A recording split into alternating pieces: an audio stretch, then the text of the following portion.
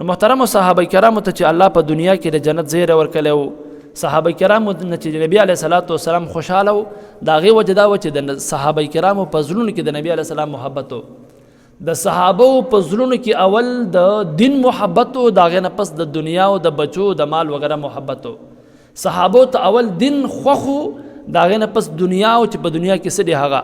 نو که نن زموږ په زړونو کې د دین محبت وي نو موږ به مانځه ته په پابندۍ سره راځو جومات له.